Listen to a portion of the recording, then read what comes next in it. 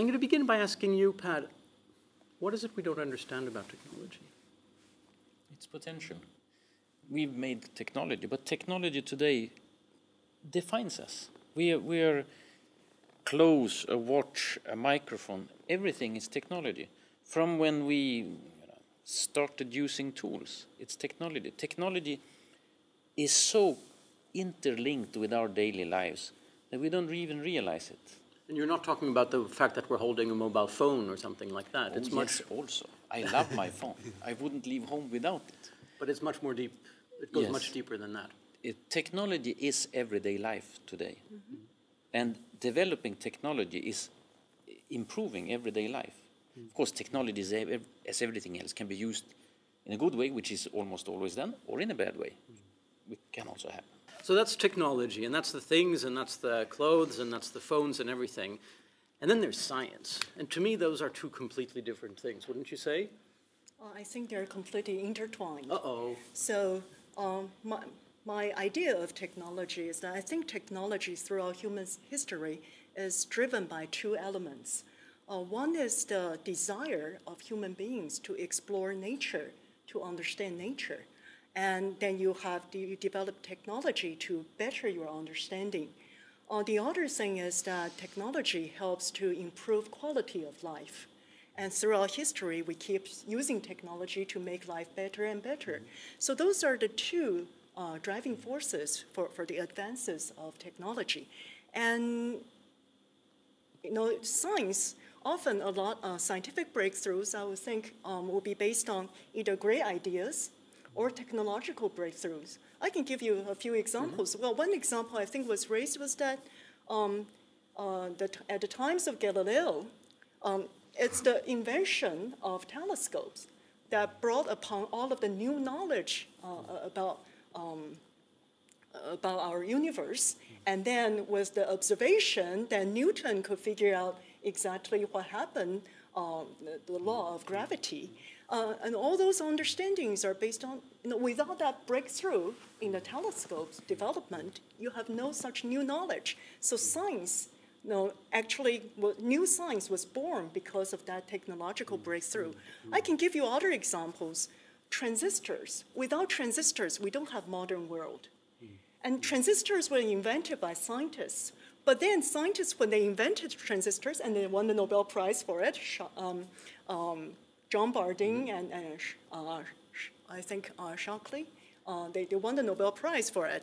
But at the time when they invented such things, they didn't envision that this scientific invention would lead to major breakthroughs in technology that completely redefine, revolutionize modern world. All of the wonderful things we have, little chips and all these things, your cell phone and your watch, and all these things, all these major high-tech components, electronics, they were all based on this initial breakthrough in transistors. So technology drives science, and science drives technology. Now, I give you two more important examples, even closer to modern time. The invention of scanning tunneling microscopy in 1981 brought upon this new revolution in nanoscience and technology, because that gives you a new way of understanding things down to atomic scale. Okay, you can really visualize them. I make my own scanning tunneling microscope, and we can see atoms, and you can interrogate them, we can understand them, we can manipulate them. That's one of the major things that the technological breakthrough actually leads to completely a new world of science. But at the same time, that new understanding things down to atomic scale and manipulating them down to atomic scale actually helps you to advance new technologies as well. But would you say that technology is just an application of science? So science is a platform and the technology is the application? So, you could argue that saying the technology is built on science. And I was almost thinking the other way around. Actually, to me, they're intertwined. They drive each other. And like often, I have to develop very nice technology to do the science that I want to do. So often, in my case, for the sake of science, I would develop new technology to do better science. But to other people, and then I learn a lot of new things, and I know these new things can help new technology to further develop. So that's my way of viewing technology. And I was going to mention one other example. People develop laser cooling to cool atoms down to, they make optical lattices, and that's a completely new world of atomic molecular physics based on laser cooling technology. And it opens up a brand new field of research. So science benefited from this new technology. And then with further understanding, people also develop better laser cooling techniques to make new things down to atomic scale, control atoms. In that sense, there is a parallel, again, between technology on the one hand and arts in the other, because the evolution, the history of arts is also so closely linked to the evolution of tools with which you can make art. Yes. And moving on to the question of, you were saying earlier that technology and humans, we are our technologies, or the technologies define us. That tells me that the whole notion of technology being good or being bad is really a misframing of the question. That technology, you can't really define technology as good or bad. And yet out there are so many people that are scared of technology or that are trying to oppose technology in different ways. So in some sense, the technology is a tool, and it's the people who are good or bad. It's not the technology. So in some sense, think of it as a hammer. You can use a hammer to build a house and, for families that can live peacefully, or you can use the hammer to kill somebody. Automobile is a great example of how it provides a transport for a sick person to go to the hospital, or you can use the transport, that auto, to kill somebody. So the point is not the technology that's good or bad, it's the application of the thing is the people who are good or bad. And I think we need to always think about and saying, in some sense, the technology in itself doesn't do anything. It is the people who do what they do with that technology. Genetic modification. You could use that to tremendously help and find a cure for various health issues. Various diseases, you can do a genetic modification to cure cancer. At the same time, you can use that to create something that will kill human beings, right? So, ultimately, you have to always be thinking that, yes, there are going to be bad people. And so if you develop technology, you have to always have a protection, in some sense, anti-virus for the computers. So when computers and networks came about, and it was a wonderful thing. And then some nefarious people thought, what if we can infect them with viruses? And then the anti-virus technology came along. And sometimes the cat and mouse game, sometimes, most of the time, the cat wins, but sometimes the mouse wins. Exactly. Pao, do you agree? Yes, I think this is humanity and technology. We travel together. We're facing a lot of problems. We're facing the environmental problems, overpopulation, etc. How did we get here? There were not many people on the planet just a couple of 100 years ago.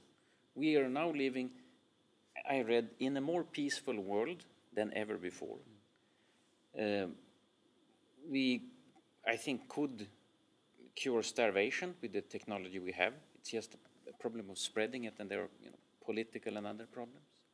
And I think with good technology, not necessarily new, a lot of technology exists that is not applied. We could fix the planet. You mentioned before also the young people. I have great hopes in the young. I think the coming generation is a lot better trained than we are. From childhood, they are trained as global citizens. Through the internet, they play games and they meet with people from the other side of the globe. And they also, perhaps from playing games, they believe in the possibility of achieving miracles. To a large extent, that is actually true that, when you look at as a child who does not know the geographical boundaries, because geographical boundaries are created for political reasons. And now, ultimately the two interesting things that's come about, entrepreneurship is a wonderful thing because it has no boundaries. So entrepreneurship is because of capitalism. The capital flows where the returns are. So capital is never patriotic. So if you imagine the capital is not patriotic and entrepreneurs have no boundaries, the capital will go where the opportunities are. So if the opportunities are created in China, all the capital flows to China. And the opportunities are created in Europe, the capital flows to Europe. And the opportunities are created in Brazil, the capital flows to Brazil. Right? So ultimately, the technology allows the entrepreneurs to go out there and solve the problems and create these wonderful opportunities. And as we discussed, in the session before that, if you think about what can be done, you can go out, and as you mentioned, Pete, that you can go out and solve the large problems, whether it is education, whether it is healthcare, whether it's shortage of food, the shortage of water, or even shortage of energy. There are plenty of technologies that already exist or already in the lab. So we should be very optimistic and hopeful. And yet we see this pessimism that continues to come and say, world is going to come to an end. And you know what? All that as humans, we are so creative. We're going to find a solution. And it's not going to be coming from people, and as I mentioned, conservation. It is not about conservation. It's simply about creation. So you're going to be able to find, with the help of scientists like Messier here, to be able to find the solution where we'll be able to effectively convert all the solar energy that's falling on Earth to be able to efficiently convert them to electricity. We'll be able to find it, $20 tablet device that, along with a sensor, is going to be available in every village to be able to diagnose the diseases. We can use this device now to teach the children, so you don't have to have hospitals there. And the children will learn technology. And it's amazing how wonderfully the young kids learn. So we have this generation where geographic boundaries are being erased, and that's a tremendous source of hope. In the scientific area, I'm also getting the sense that there is a source of hope coming from the fact that we're erasing disciplinary boundaries as well. Right. Mm-hmm. Is that something that you recognize? Oh, yeah, definitely. For instance, one of the themes that are being emphasized this time in this forum is nanoscience and technology, and that's a completely multidisciplinary area. So you can see people coming from physics background, chemistry, biology, electrical engineering, mechanical engineering. They all jump into these things and they make different contributions. And so really, modern science and technology cannot be defined easily with the traditional way, because there's so many things. You need to bring in different tools, different thinking, different understanding in order to advance the knowledge and the technology. So yes, you're right. The boundaries are being So it's a boundaryless world in terms of geographies, in terms of discipline. Is it the same in terms of technologies as well? Or is it still that you can define the technologies in their different blocks? You see the same trend, that the problems that are to be solved, we have already solved the small problems that are within disciplines. We progress all the time. So now when we are addressing larger issues, of course, we cannot no longer work within our small silos. We have to work together over a much broader scale. Someone was saying yesterday that actually change comes from 4 areas, and yet we only look at 1, sometimes 2. It can come from technological change, it can come from institutional change, it can come from design change, and it can come from new business models. I mean, that's, at least in the relatively short term, that's where it comes from. And yet we are all only looking at technology for the change, and we say, oh, institutions, nothing will happen there, so we're waiting for the technology. And yet the major breakthroughs in, for instance, energy technology is not fundamentally new technologies, it's new designs, and the leapfrogging, the strong growth, the strong expansion comes when the new business models arise. Absolutely correct, and I think that's where one of the biggest change that we see today is with the cell phones being available in all over the world.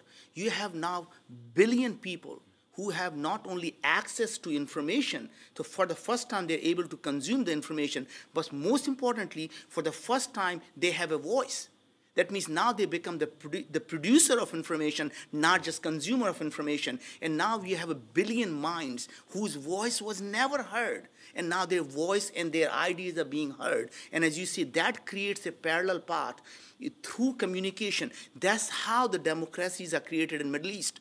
People were coming together through using the technology of the internet, and they were able to come together and throw the governments. Right? Now think about the same type of parallel path we are able to create. These billion people now who have access, their ideas are being heard, and you can bring these ideas together and create a parallel path which essentially transcends the government, transcends the geographical boundaries, transcends all the things that we are institutions, and you're able to bring people together for a massive change, so you can find like-minded people who can essentially come about and do the change which are trans-boundaries. Can I share a gigantic mistake that we made once, connecting to this? Before the internet, the media, etc., people were consumers of information. You know, you broadcasted television, you printed paper, you sent it out. Yes. When we designed the internet, for instance, ADSL, standardized in '95, we were thinking, yeah, it will be the same thing. You know, we will transmit the information out to people, they will consume it. Yes, now become producers. We never figured out the creativity, the power of creation, that they contribute a lot of information that we have to transport up. Yes. And we designed the whole net asymmetrically down. It was about 100 times more capacity down than going up, or 8 times. But, 8 times. But if you look at useful load, it's more, as you say. And so now this is changing. We are, you know, it's interesting how, in this case, technology is adapting to human behavior. Absolutely. And that, of course, means that in other fields, such as economics, you have to rethink fairly fundamentally, because economics makes the division between the supplier and the demander, the consumer and the producer, and yet now in information, of course, and perhaps in energy and in other areas, we're consuming and producing at the same time. That's right. But actually, the ideas are different because, you know, in every single thing, the economies take over. That means it's a barter system. You sell me something and I pay you for it. The beauty of the ideas are, you have an idea and I have an idea. When we share, we both have two ideas. So in some sense, the old theory about consumer and a producer goes away. We both become the consumer and a producer. And when you create the ideas together, we all have the better ideas. Absolutely. And that connects also to the long history of technology, where there again, I think the parallel with art is both interesting, revealing, and shows a bit of a blind side, where no one would say that we have reached the peak of creativity in art throughout human history. And yet, a lot of people live and believe that we have reached the pinnacle of creation when it comes to technology. The technologies won't get much better than they are today. Thankfully, the three of you know better. Well, actually, if you remember 1950, the IBM said that everything that needs to be invented has already been invented, and we should shut down the patent office because there is nothing needs to be invented. And how wrong were they, right? Knowledge is generated exponentially. No, absolutely. And knowledge generates more knowledge. And so it's just exponentially exploding. So where's this going to end? So you were asking about why are people afraid of technology? And I think that's a question that we still yet to answer that. So let's see, why is it that we all who know technology are not afraid of technology? And yet the populace is so afraid of technology. So I think, so there are a couple of things that you could argue why does that happen. And I think as we were talking about earlier, part of it is just not knowing. It's the ignorance, it's the darkness. So in a dark alley, everybody is afraid what is out there. So there is the monsters under the bed when you turn the lights off. And when they turn the light on, there are no monsters. So knowledge is that flashlight, is that turning the switch on. So if you can educate people, they will be less afraid of technology. I would challenge you on one point, though. I don't believe that this process of technological progress is precisely that, is process becoming better and better and better. I think there will continue to be big mistakes, just like there have been big mistakes in the past. You know, it sounded like a brilliant idea to start burning fossil fuel 150 years ago. It now turns out that it wasn't such a good idea. So, you know, you and others and technologists and scientists are trying very hard to get us to stop using fossil fuel and use something else.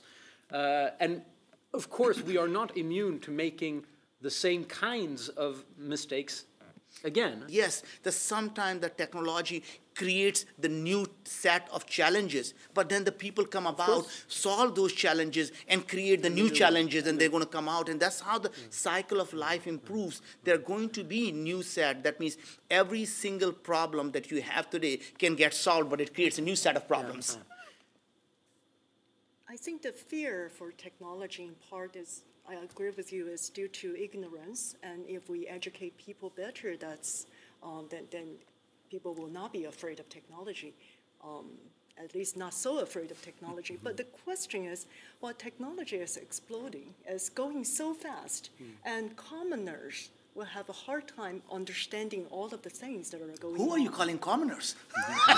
General public. General public. So only for people, so there's a danger, that is how should scientists and engineers, people who work on technology, communicate with the general public about what's going on? And things get more and more difficult, and the level gets higher and higher, and people are having a hard time understanding all these sophisticated concepts and languages.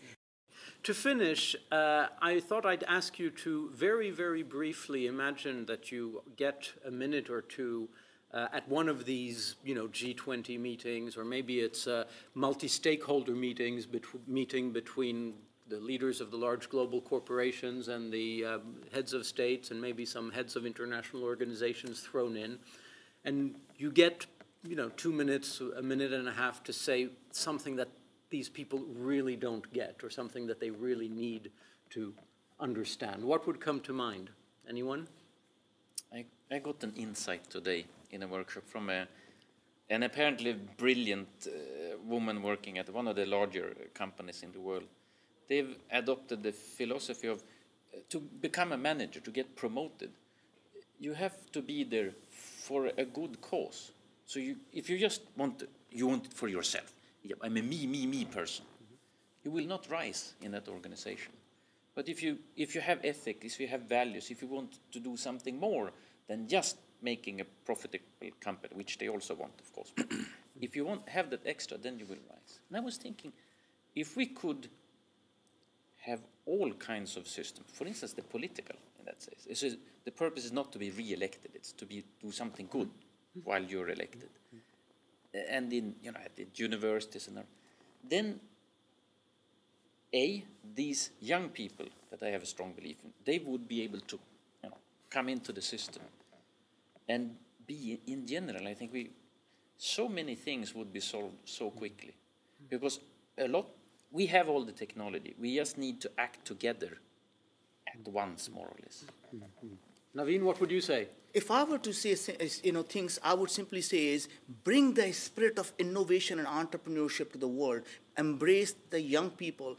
Create entrepreneurs. If you can create entrepreneurs, they will go out and solve problems, because as an entrepreneur, you're designed to solve problems. You're sitting there because you say, as an entrepreneur, I just don't look at the problem because those are human beings. Or I say, I'm going to just find the solution. Those are visionaries. I go out and solve the problem, and that's what the entrepreneurs do. So if you can create the spirit of innovation and entrepreneurship at a younger generation, that means every single political leaders, if they can go out and challenge the nation and make it possible for them to create entrepreneurs in the country, you will find that many of the problems will just go away. So the best thing the government can do is to just get out of the way. These weren't only governments. Nai-Chang. Well, one thing I think is extremely important is that the society should allow creativity to be nurtured without any limits. So free thinking is important. Democracy is important. You need to provide a society that people are not afraid of challenging the establishment and not afraid of thinking out of the box, breaking down boundaries. And so this nurturing creativity is a big concept that's not just limited to scientific creativity, but also arts, also governing systems, also how people work together institutionally. So I think that would be a very important message that I would like to convey. But the other thing is also people should remember that people should have a big heart, not just looking for themselves, but they will try to also benefit many people. Because when you think of the world as a whole, not just limiting to yourself, often you will do so much better, and then a lot of good things can come back to all of the individuals in this society. Thanks.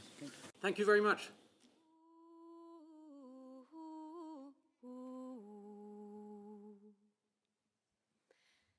Dader i smöreösten som självaste prosten kan geta med goan smak.